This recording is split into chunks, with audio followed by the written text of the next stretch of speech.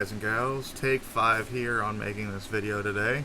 Stuff just keeps messing up with the video recording, but hopefully this will be the last take and y'all get to see this. And if it is, awesome. But this is your boy Mr. Psycho from Mr. Psycho Gaming. Now we're going to be trying to get more people onto this channel, but who knows, it might just end up being just me. And look, there's my face at the bottom left corner. Two things at once. Shows my reactions to crap, and it hides the chat channel. Haha, magic. First off, I had a little blunder last night. I accidentally purchased a 230 healer chest instead of my black mage chest, which I'm trying to get going. And just a little treat. My black mage. Alright, back to what we're actually working on here today. This video is a brief explanation video on some of the parts of Monk that tend to turn people off from playing Monk. Like, if you cross-class Fracture, should I use it? When is a safe time to use Fracture? And how do I keep track of the debuffs, buffs, and dots that I have on a target? Alright, well, first off, I'm going to show you the dots that you apply to targets, starting off with Demolish. This here is Demolish, as it will appear on your target. That's what it looks like. Has a 20 second cooldown, and you've got to squeeze all of your other abilities in front of that. And here is Dragon Kick, which lowers blunt resistance and intelligence. Now the part that's critical to monks is the blunt resistance reduction, as that controls the damage done by blunt weapons, i.e. monks. The final dot that you have is Touch of Death, which is just a straight up dot. And if you don't know what Demolish does, it is in fact a bleed. Right. Now that we've explained those dots and debuffs, there's also Grease Lightning and your form. Your form just controls what abilities you can use when. Now if you use Twin Snakes, you'll have another buff go up here. Basically just a straight damage increase. Awesome ability. And it's a lot simpler than you might think to keep all of this stuff up if you follow basically a simple rule. Follow your opener, but shift it under a couple rules. If you have a good couple if you've applied Fracture recently, you only are supposed to apply Fracture every other Demolish application if you can. Then you switch it up with Snap Punch like this. You do Boot Shine, True Strike, and then you sneak over here to use Snap Punch. Now that was a horrible example because I wasn't even paying attention to my Demolish application. So a proper way to do it would be like this. You would do True Strike, Demolish, switch over to Dragon Kick, Twin Strike, Twin Snakes, Snap Punch, get your dot up, then you go like this.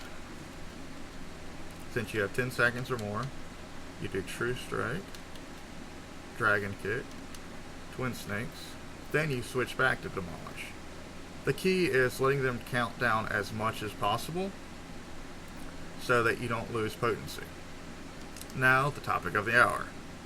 When should I use Fracture? Alright, y'all are going to get to see my opener. Now, my opener is not the flashiest or the prettiest, and it doesn't use potions because I can't afford those damn things. But you form shift into Demolish, use Perfect Balance, Twin Snakes, Elixir Field, Snap Punch, Howling Fist, Steel Peak, and we're getting close to when you would use it. Right now, use True Strike, Fracture, Forbidden Chakra, then Demolish. Then you just start it all over again and keep cycling through. The safe spot to use Fracture is right before Demolish. In the opener, you'll always have 10 seconds or more of Demolish.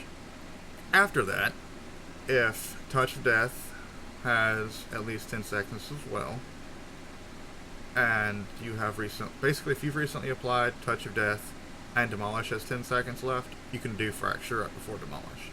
However, if you've done it, like say you did it the previous cycle through your 1, 2, 3 rotation, you wouldn't apply it because that would cost way too much TP. And if you're wondering what the hell I'm talking about when I say 1, 2, 3, the standard Monk 1, 2, 3 is Boot Shine, True Strike, Demolish when behind the target. Then the flank / beside 1, 2, 3 is Dragon Kick, Twin Snakes, Snap Punch. That's basically it. There is no other parts of Monk that are really that hard to explain. Everything else is more or less taught as you were going. And there's more than enough videos out there explaining the rest of it. Just when I was learning Monk, these were a couple of questions I had that took a little while to figure out the inner parts of. And some people just straight up won't tell you when to use Fracture, or if you even should. And if you feel comfortable with your skill speed and your timings of it, hell yeah, use Fracture. Just follow the rule every other Demolish. It's the safest spot to use it, and that way you don't lose any of your buffs, even if mechanics come through and decide to fuck things up. Alright, now the fun ending part. Alright guys, this is Mr. Psycho here, and this has been a brief explanation on the idiosyncrasies and some of the randomness of Monk and all of its awesomeness. Now, if y'all have any recommendations for games or types of videos that y'all want to see in the future, feel free to leave a comment down in the comment section. I do check those, as not many of them have showed up yet. But if you like the content that I have put out so far, feel free to like, comment, subscribe, or if you know someone that you think will like these videos or needs some help from some of the content on these videos, feel free to share it to them.